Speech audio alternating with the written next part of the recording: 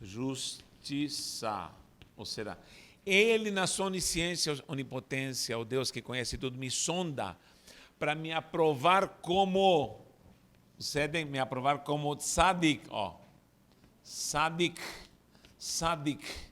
Tzadik é justo, o justo. Justo. O tzadik viverá pela emuná.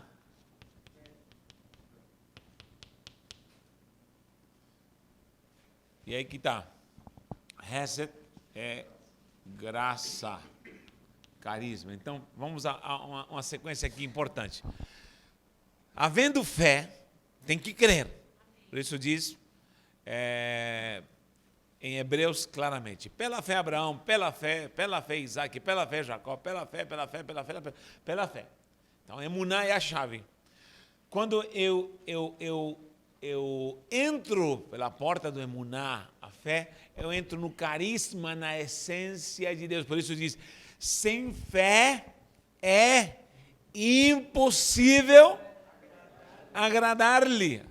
Agradar não significa fazer um cafunézinho em Deus. Deus que me perdoe o que eu estou falando. Não é isso, agradar-lhe, não. Agradar significa quando a graça dele se manifesta, se revela em alguém, se volta para alguém. Preste atenção. Deus não se move por pessoas, por sentimentos de pena. Deus não se move por pena. Deus não se move achando alguém coitadinho. Nunca se apresente a Deus como coitadinho. Deus não está nem aí para as tuas coitadices. Senhor, olha para mim, coitado. Isso não existe. As lamentações, Deus não se move por lamúria. O perfil de um miserável coitado não move o coração de Deus, senão não haveriam miseráveis na terra. Não haveriam crianças sendo abusadas, não haveria orfanato sem crianças sem pai, não haveria hospitais cheios de tanta gente sofrendo. Fala aí, abençoada, é verdade isso no hospital? Está cheio de gente sofrendo. E diz, ai meu Deus, será que não é um Deus que não me vê? É por isso que aí o injusto diz assim, que Deus é esse? Que Deus é esse que permite que um jornalista tão lindo caia com um helicóptero? Tempo. Querido, Deus não se move pelo perfil das coitas, não sei como se diz em espanhol, coitas, as coitas. As cuitas em espanhol é coitas, por isso coitado. As cuitas ou coitas de alguém, as coitas em português deve ser coitas. As coitas, as dores de alguém. Não, Deus não se move. Deus, lamúrias, pronto. As mazelas, não é nem mazela, é as lamúrias, a dor de alguém. Deus se move por fé. Porque a fé me leva à graça, ao carisma, ao hesed, à essência de Deus. E quando alguém o atingiu pela fé, ele se manifesta. Ele se move, ele se agrada, é algo que chama a atenção de Deus. Deus não quer que você diga, Deus, por favor, me abençoe. Não, Deus, vai acontecer. Eu tenho um Deus grande e eu creio que a mão dele vai ser colocada e ele vai falar amém. Ele vai falar amém. Declare isso com autoridade por fé. Sem fé é impossível agradar-lhe. É necessário que aquele que se achega a ele, quer se achegar, quer ficar perto do hesed, quer ficar perto do carisma dele, da essência, da pessoa dele, que se achegue com fé. É necessário que se achegue com fé. Do contrário, nem tenta. Mas tem gente que chorou e lamentou-se, mas não foi em si o choro, foi a fé. Lógico, na questão emocional, eu posso chorar com fé. Posso me emocionar, lógico. Agora, eu vou clamar por fé. A fé é o que move. Isso leva à graça, e a graça vai trazer essa reciprocidade, onde a justiça de Deus me torna justo, ou me vê como justo, e me aprova. É algo automático. Deus, se a justiça me alcançou, e isso é visto como justiça, que o Seder, e me vê como Sadik, ele me aprova e me concede tudo que eu quero.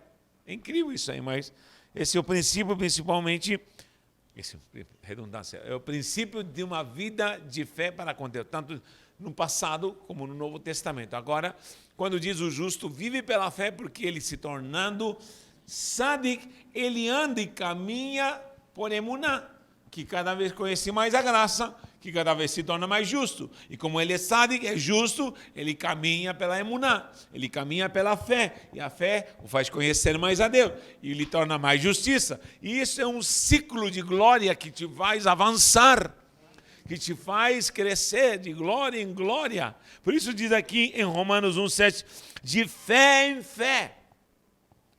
De fé em fé. Por que de fé em fé? Não existe só uma fé? Sim, não. É essa fé que volta no ciclo. Passa no redes, carisma, vê a justiça, e como eu sou justo, caminho pela fé. Porque há graus de fé, há graus na caminhada de emuná, há graus. De repente eu quero uma providência, por exemplo, uma providência de algo material, que será, por exemplo, alimento. E eu creio, eu entro na graça de Deus, vem o alimento, vem a provisão, ele me torna justo, é aprovado, e agora eu vivo como um justo que provou, como diz o argumento, ideia, razão, fato, eu já vivo, só que agora vem outro desafio, eu não quero somente ser alimentado, eu quero alimentar mais 100 famílias que precisam. Pronto, aí vou ter outro nível de fé, outra caminhada de emuná, e essa emuná me leva a outra graça, encontro no coração de Deus, há possibilidade em Deus encontrar mantimento para mais 100 famílias? Sim, então aí vem a justiça de Deus, me acha justo, me torna sádico, glória a Deus, vem a bênção, aí vem novamente a fé. Agora eu quero alimentar São Paulo todo, níveis de fé. Um dia eu vou trazer um estudo aqui sobre níveis de oração, por que o crente não ora? Porque há 18 níveis de oração para o judeu. E eu posso comprovar aqui que o nível que nós normalmente, os crentes alcançam, é um nível mais ralé da oração.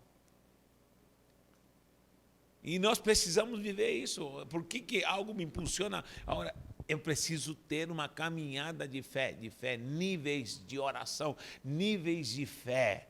Por isso, o judeu Pedro sabia disso, Shimon, ele sabia disso e diz, não é aumenta-nos a fé, diz, leva-nos a um grau maior de fé. Aí ele diz, se você tiver do tamanho de um grão de mostarda, comece com algo pequeno. Você pode chegar, não é que com um grão de mostarda eu vou remover a montanha, não, significa você vai passar por um processo onde você vai viver como justo pela fé, e isso é gradativo, do grão de mostarda você vai remover uma grande montanha. Você vai evoluir até chegar na montanha. Deus te diz, remova a montanha, Ele te dá uma colher de sobremesa, remova a montanha. É possível remover a montanha? Nem que você demore 200 mil anos de luz, mas você vai remover a montanha, uma hora você remove, porque é física. É ou não é? Agora, se ele te der uma retroescavadeira, melhor ainda. Se ele te der uma frota de prontos, e falar isso, te der uma empresa chamada Vale do Rio Doce, aí pronto, detona tudo mesmo. Então, o que acontece? Nós precisamos, me perdoa, eu estou sendo irônico. Então, que nós precisamos entender que Deus tem graça, emuná, nasce em você, graça e justiça para investir em você. Deus quer investir em você. Eu preciso ser investido. Paulo diz que Cristo agora nos trouxe a porta aberta, é a nossa justiça. Paulo apresenta em Romanos a ideia do Ha-Adam. Quem lembra disso aqui? Aliás, do Adão. Não é Ha-Adam, é Adão. Adão. Quem lembra desse nome? Aqui temos um Adão, mas olha, é nome. Adão é o mesmo termo de Edom. Quem sabe o que significa Edom? Quem lembra? Quem era Edom? Era o famoso Esaú. E eu vou lhe falar uma coisa, Esaú não foi chamado mais de Esaú, foi chamado de Edom. Há muito mais passagem chamado de Edom. E você vai ver uma geração chamada de Edomitas. E você nunca vai escutar a palavra Esauítas. Quem entendeu? Por quê? O que significa Adão? Por que eu citei Edom, que é o mesmo termo hebraico mais avançado? Adão, Edom significa vários termos, mas significa terra vermelha, vermelho. O Adão, que é o pai de todos, depois que caíram, todos pecaram por uma natureza adâmica, é antes de Adam. Adam. Aqui não é um nome, aqui é em hebraico original é a pessoa. A pessoa. Esse Ra é artigo, Ha-Mashiach, o Messias. Ha, em hebraico, é o, artigo, o a pessoa. Se você procurar no original, antes dele cair, ele é chamado de a pessoa. Traduzido para o português, transliterado de o homem. Deus fez o homem, Deus não fez Adão. Deus fez a pessoa, Deus fez o homem. Depois que o homem pecou, ele se tornou Adão. Aí ele se tornou caído. Por quê? Porque ele voltou a ser terra. Porque Deus o fez da terra, do pó, do barro vermelho, soprou nele o Ruach HaKodesh, o Ruach, na verdade, e lembra que eu sempre expliquei aqui, Betselemeno, que demutendo a essência de Deus, imagem e semelhança, e ele não passou a ser simplesmente um barro brilhante, não. Ele passou a ser Adão, uma pessoa, uma personalidade espiritual revestida de glória ao ponto de falar com Deus face a face. Quando ele pecado, vou colocar aqui, a gente nunca esquecer de santificar-nos. Pecado, ele pecou aqui, ele passa a ser Adão, voltou a ser terra e diz, ao pó voltarás, porque o plano não era mais voltar para o pó. Não, ele viveria glorificado para sempre. E talvez seria assunto ao céu, o próximo estágio. Edom significa vermelho. Por que ele foi chamado de Edom? Porque Esaú é o mesmo Edom, que Adão também. Ele viu um guisado vermelho. E quando viu o guisado vermelho, ele se atraiu pelo vermelho do guisado borbulhante e ele quis comer o guisado. Então, o que significa isso? Ele perdeu o título de Esaú e agora passa a ser chamado de vermelho. E justamente ele era ruivo. Então ele passa a ser chamado pelo pecado. Porque assim, olhem para mim, vocês vão falar, Natanael é um homem ungido. Quem é o Natanael? Um chileno abençoado. É o que a gente escuta mais. Que eu faça uma besteira. Deus que me livre e guarde de escandalizar o evangelho, vocês não vão me reconhecer, mas vocês vão falar, é o cara que adulterou. Acabou a graça, acabou a gratuidade. Vocês vão me reconhecer. Aquele apóstolo, conheço aquele apóstolo que pisou no tomate. E vou ser reconhecido pelo tomate que eu pisei, e não mais pelas aulas ungidas que eu dava aqui. Quem concorda diz amém. Então, antes de nós nos entusiasmarmos para pisar o tomate, pense bem nas consequências do tomate pisado. Quem entendeu? Porque ninguém vai te reconhecer mais como a pessoa. E essa pessoa não tinha nome, porque ele tinha a identidade de Cristo, de Deus, do Eterno. Tinha a identidade de Cristo, de fato. Cristo estava com ele. A glória do Pai, do Filho e do Espírito Santo estava com ele. Passou a ser Edom, Adão, vermelho, marcado para o resto da vida. Então, em nome do Senhor Jesus, Paulo está dizendo aqui, a natureza de Adão já era. Cristo nos trouxe uma nova natureza. Cristo me justificou. Quem dá glória a Deus por isso? Agora eu vivo não pela lei, porque a lei era para reconhecer meu Adão, meu Edom, meu vermelho, minha pessoalidade pecaminosa, mas em Cristo ele aniquila o Adão e ele se torna o último, porque ele aniquila a natureza humana e ele diz, agora eu resgato a personalidade, a pessoa do homem e trago a glória de Deus para habitar dentro dele, através da morte na cruz.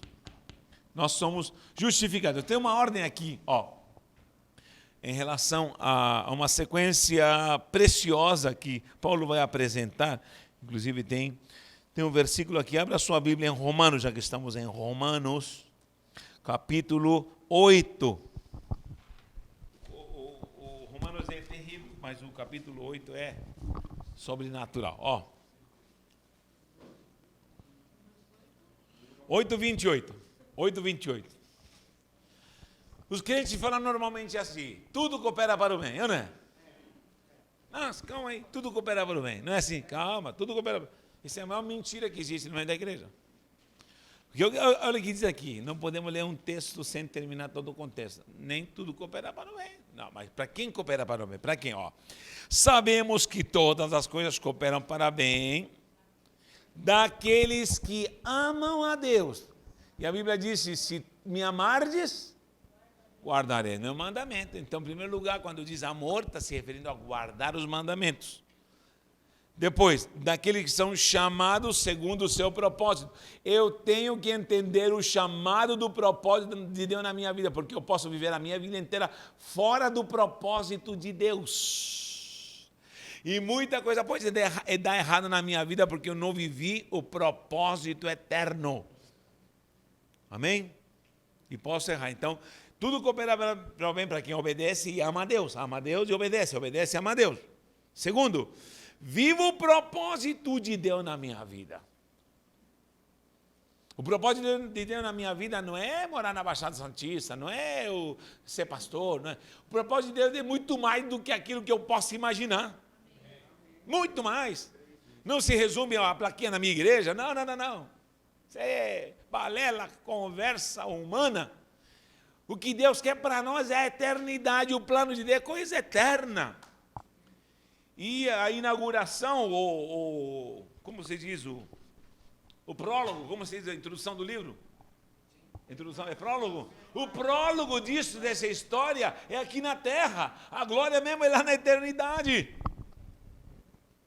É lá na eternidade, o que Deus vai fazer é lá na eternidade. É muito mais profundo, então.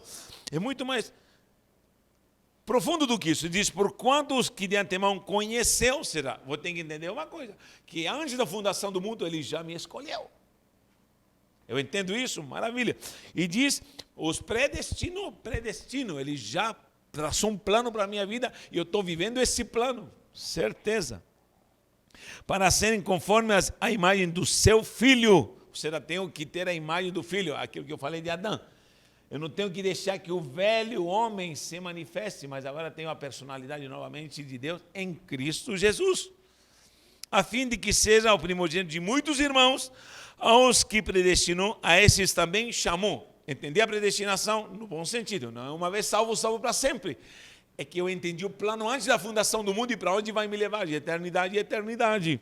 Agora, me chamou, eu obedeci ao chamado de Deus, entendi o plano de Deus para a minha vida. Não é chamada para o ministério, não, é chamado para Ele. Porque eu posso me iludir sendo pastor, eu posso me iludir sendo apóstolo e posso ir para o inferno. Mas meu chamado é para Ele, eu sou dele. Antes de eu ser apóstolo, antes de eu ser pastor, antes de eu ser evangelista, eu sou dele. E se eu não sou dele, nada vai valer. Sabe o grau que você tem que ter de ver realmente, ou analisar a sua vida espiritual, não é se você é apóstolo, se você é pastor, se você é ensinador, se você é professor, se você é líder, é o quanto você é dele diariamente. O quanto eu sou de Deus. Essa é a chamada. Mas que chamada é essa? Quero saber a chamada da minha vida. O que mais me perguntam por aí, queridos. Não repare que eu sou meio afoito, mas olha, o que mais me perguntam por aí é, qual é a minha chamada? Você não soube ainda da sua chamada? A chamada é de Deus para te levar para o coração dele.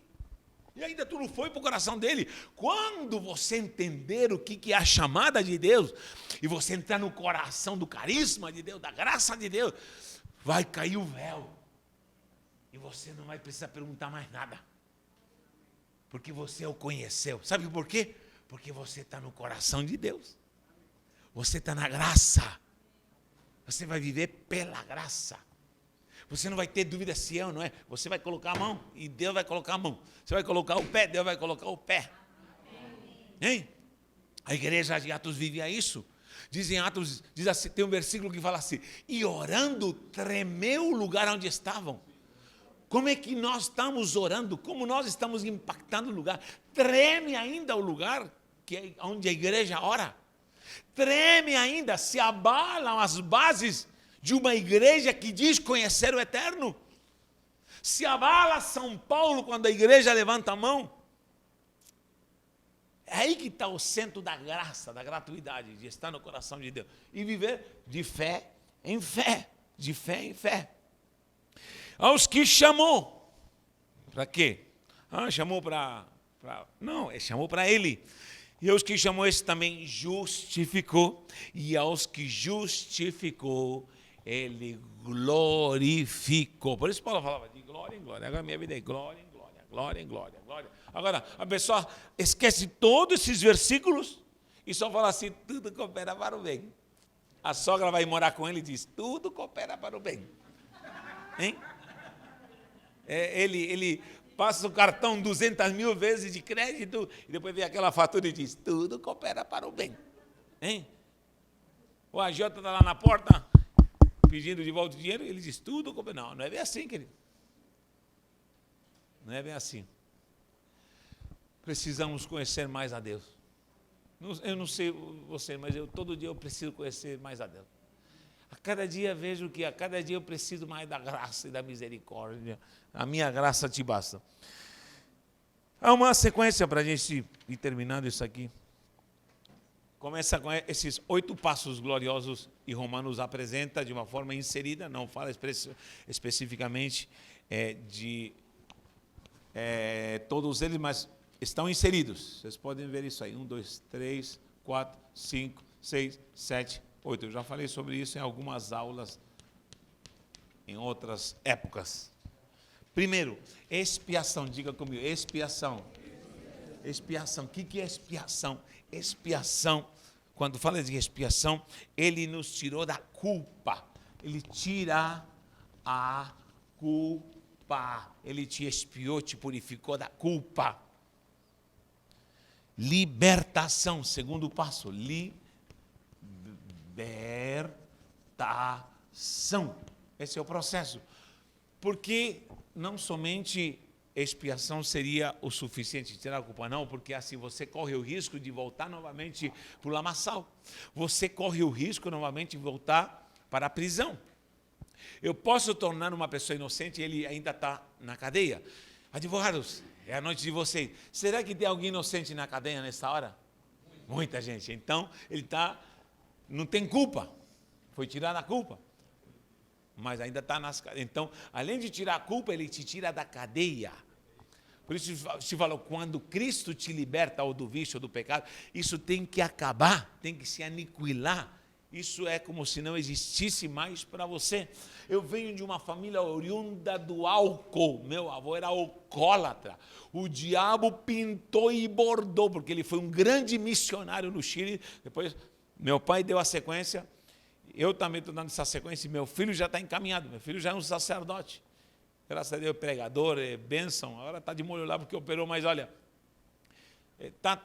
Meu filho é a 4ª geração de sacerdotes. Então, preste atenção, preste atenção. Isso não por mérito, é pela graça e a misericórdia do Senhor, mas preste atenção. Sabe que haveria nessa sequência, talvez eu nem estaria no Brasil, se não houvesse um sacerdócio santo e uma chamada santa correspondida, de homem alcoólatra preso no pecado. O que seria? Só desgraça. Porque meu avô era tão bonzinho que meu pai queria matar ele. Cresceu querendo matar. Meu pai se converte através de um alcoólatra, um monstro que agora se transforma num santo homem de Deus. Um pregador da palavra de Deus. Urbano Solis Anasme. O Urbano se converteu, gente. Que era um velho. Eu uso essa barbicha aqui em homenagem a ele. Porque ele tinha uma barba branca assim, uma barbicha. Não é barba, é barbicha, essa barbicha. E ele olhava assim. E tinha uma voz de trovão. Sai em nome de Jesus. O demônio, meu irmão, desaparecia. Era um cara que, nossa, pelo amor de Deus. 2 mortos ressuscitaram no ministério do meu avô. E tem escrito no Chile sobre isso. 2 pessoas ressuscitaram no ministério do meu avô. O cara era louco, era doido. Só que era um alcoólatra. Só que ele falava para a gente, nunca coloquem álcool na boca. Nunca, porque nossa geração era para ser uma desgraça de alcoólatras. Só que nunca mais tive vontade de tomar isso. Sabe por quê? Porque Jesus me libertou. Libertação. Tirou os grilhões. Tirou grilhões. Você está entendendo a minha letra? Aleluia. Depois vem regeneração. Regeneração. Para isso tudo tem versículo, mas não vai dar tempo de anotar. Regeneração, o que é? Nos fez nascer de novo. Nascer de novo. Nascer de novo. Regeneração. Paulo diz em Romanos, Paulo fala de libertação em Romanos 6,18. Romanos 6,18 diz assim, e nos libertos do pecado, fostes feitos servos da justiça. Fui liberto do pecado, agora sou servo da justiça. A prova maior que você foi liberto, que agora você serve a justiça. Regeneração, nos fez nascer de novo. Justificação, Romanos 5,1. Justificados mediante a fé. Ele nos tornou justos. Justificação. Nos tornou justos. Agora eu sou justo diante dele. Posso viver a graça, posso viver o emuná, me torno um tzadik, um justo que vive pela fé. O justo vive pela fé, vivendo o emuná, entra no Hesed, que é o carisma de Deus, que é a graça de Deus. E entrando na graça, eu entro na justiça de Deus e tendo a justiça ao meu favor. Porque justiça de Deus mata. Justiça de Deus condena.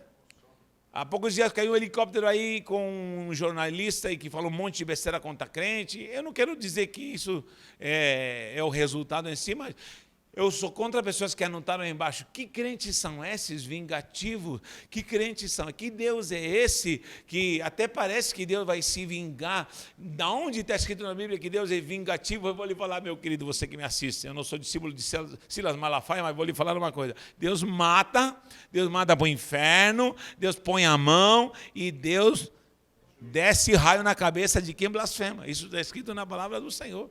Então preste atenção, nós precisamos entender uma coisa. A justiça, ou ela vai te condenar, ou ela vai te aprovar. Eu estou sendo analisado pela justiça de Deus. Só que diga graças a Deus. Abrace a Cristo que você já está justificado. A justiça já te alcançou. Todas as tuas culpas desaparecem na pessoa de Cristo. E tem gente que ainda questiona Cristo. Só que além disso diz que fomos adotados. Adoção. Fomos adotados. Romanos 8,15. O que diz Romanos 8,15? Diz que ele nos adotou. Ou seja, agora fazemos parte da família de Deus. Olha a história da gente. Nos tirou a culpa, nos tirou dos grilhões, nos fez nascer de novo, nos tornou justos. Ninguém mais lembra daquilo que você era, nem o céu, nem ninguém. Aí vem, nos adotou, nos levou para o Palácio Real para viver na família real, nos trouxe para a excelência da sua glória. Agora no 7º, nos santificou. Santificação. O que é santificação? Ele nos conserva e nos livra do pecado. Agora ele te dá o direito de você ser santo. Por quê? Porque a cada dia ele te santifica, te santifica, te santifica. E além da santificação, número 8, diga graças a Deus, glorificação. A glória de Deus já está na tua vida. Pulei um. 1, 2, 3, 4, 5, 6, 7, 8. Expiação, libertação, regeneração, justificação, adoção, santificação e glorificação. 1, 2, 3, 4, 5, 6. É verdade. Vortermo. Está vendo? Tem que viver na graça, senão não dá. Expiação, libertação, regeneração. Vê qual falta aí. Expiação, libertação, regeneração, justificação, reconciliação. E nos reconciliou para com Deus. Sem reconciliação. Está faltando uma. Então vamos lá. Vórtice. Aleluia. Eu gosto de vocês, amados. Ó. Regeneração, justificação. Justificação aqui. Aqui, ó. Aqui. Nesse meio aqui. 1, 2, 3, 4, 5. Esse aqui. Reconciliação. Reconciliação. Aleluia. Se eu fosse mais calminho, não teria errado. Mas aí eu fugiria à minha natureza. 1, 2, 3, 4, 5, 6, 7 e 8. Então, expiação, libertação, regeneração, justificação, reconciliação, adoção, santificação e glorificação. Louvado seja Deus. Tudo isso ele fez por causa de você. Que éramos um lixo que não valia nada, não servia para nada, mas agora estamos na graça e na virtude do Senhor Jesus. Paulo recalca isso na sua epístola. Ele traz à tona o que era viver a graça para a justiça, da justiça, no ponto C, que o 3, na página 10, diz, e aí vem a fé pelo veículo onde nós estamos tendo a fluência das bênçãos, é o emuná que eu falei. Ponto D diz, identificação espiritual com Cristo. O que é identificação espiritual com Cristo? É todo esse processo onde você é expiado, é liberto, regenerado, justificado, reconciliado, adotado, santificado e glorificado. Só que essa glorificação começa agora, tá? Começa agora. Nós vivemos da glória, sim, vivemos de glória em glória. O reino da glória está em nós. Porém, um dia seremos eternamente glorificados. Dê uma beliscada nesse corpo aqui. Essa carne será transformada num corpo de glória. Essas vestes serão transformadas em vestes de glória. E estaremos glorificados eternamente com o Senhor.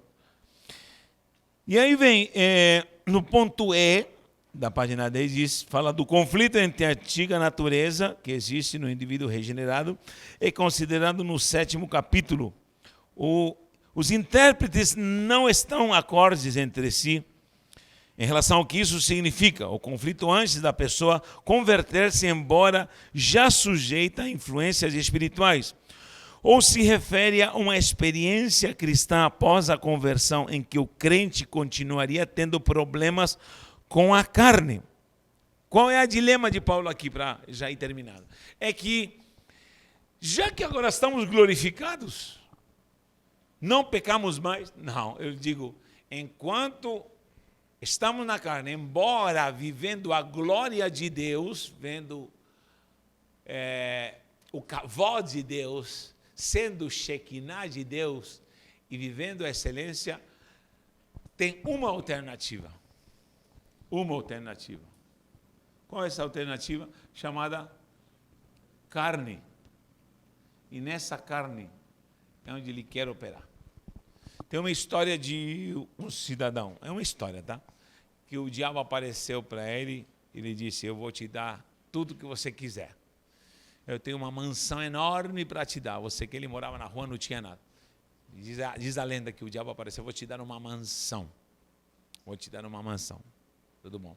Você quer? Piscina, tem tudo, carro, tem tudo, tem mordomo, tudo para você. E ficar de boa. Quero. Só que tem uma coisa, a sala é enorme, enorme a sala. Só que tem um prego na parede, eu vou te dar tudo. Tudo é seu. Só que só esse preguinho é meu. Só o preguinho? Sem problema. Tem problema. A casa toda é minha? É. E disse que estava na sala com a família, um domingão, piscina, churrasco, aquela comida abundante, e de repente, tim-tom, assim na porta, toca a campainha, e quem era? Era o diabo, Ele estava carregando um cachorro morto, fedido, já em decomposição, numa corda. E disse, dá licença, entrou na sala e pendurou no prego o cachorro morto. Falou, que é isso, seu diabo? Você não me falou nada disso? Nada disso. A casa é minha, dá licença, por favor. Não, não, a casa é sua, mas o prego é meu. E no prego eu penduro o que eu quiser. Quem entendeu a moral da história? Resumindo, a carne é o fator onde sempre vai ter o espinho na carne. Um espinho para te perturbar. É onde Paulo diz, tem um espinho na carne e pelo qual ele me esbofeteia. Sabe o que aconteceu com Paulo? Paulo recebia tabefes do Satanás. Ele acordava talvez de noite. Eu faço o que eu quiser com você porque tem um espinho na tua carne. E pedi quantas vezes? 3 vezes a Deus que ele me tirasse esse espinho da carne e ficasse na bênção. Porque eu vou lhe falar, tudo vai ficar maravilhosamente se ele nos tira o espinho da carne. Ou se ele tirasse esse espinho da minha carne. Tudo vai ficar bem. Só esse espinhozinho só. Hein? Porque não sei você, mas um espinhozinho às vezes na ponta do dedinho é uma coisinha mínima e você está, o que é isso? Mas como um corpão desse tamanho se incomoda com uma coisinha? Pois é, vou apertar e dói, que é isso, ou inflama. Então, ele disse, Deus, tira isso em nome de Cristo. E o Senhor lhe falou assim, a minha graça te basta. Entre pela gratuidade, vá pelo emuná, entre no meu coração, seja justificado, se torne sadik, se torne justo, e ao se tornar justo, você vai andar por emuná, pela fé. O justo viverá pela fé. Uma vez vivendo emuná, você vai entrar no Hesed, carisma de Deus. Você vai entrar na graça. Entrando na graça, você vai se tornar justo. E se tornando justo, você vai viver pela fé. A minha graça te basta. Ou seja, ele está dizendo, a solução desse problema eu já te dei. Basta você explorá-lo. Mas o senhor não conhece meu pecado. Não tem pecadinho nem pecadão. A glória da graça te leva, se você quiser, para algo maior e melhor. Basta querer. Eu quero. Eu preciso. Eu vou à busca. Eu vou orar.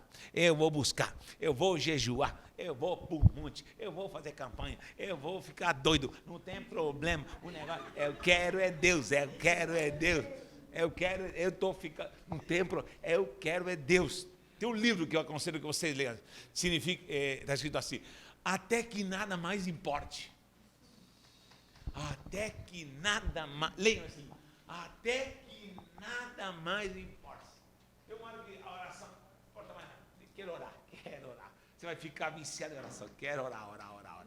Até que nada mais importa. Por que nós não lemos Bíblia? Porque é muita coisa importante. Hoje em dia, lamentavelmente, celular e Face, não sei mais o que. Mas quando você entende isso aqui, diga, até que nada mais importe, não importa mais nada. Deixa as contas para lá, deixa isso para cá, deixa. O que importa é a graça do Senhor. Quero buscá-lo em nome de Jesus. Aleluia.